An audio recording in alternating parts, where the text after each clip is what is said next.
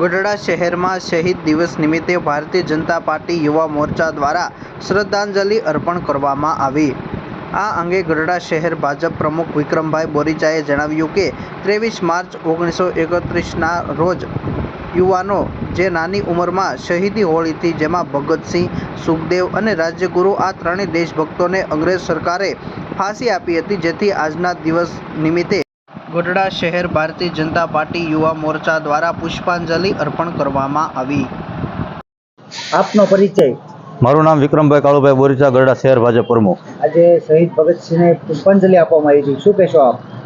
23 March 1931ના રોજ આપણા દેશના ત્રણ યુવાનો જે નાની ઉંમરની અંદર શહીદી ઓરી હતી, એમાંથી એક આજે ભગતસિંહ, સુખદેવ અને રાજ્યગુરુ આ ત્રણેયને જ્યારે બ્રિટિશ સરકારે ફાંસી આપી હતી એ 23 માર્ચ 1931ની અંદર, તો એ નિમિત્તે આજથી 94 વર્ષથી આ 23 માર્ચ એટલે શહીદ દિવસ ગણાતો છે।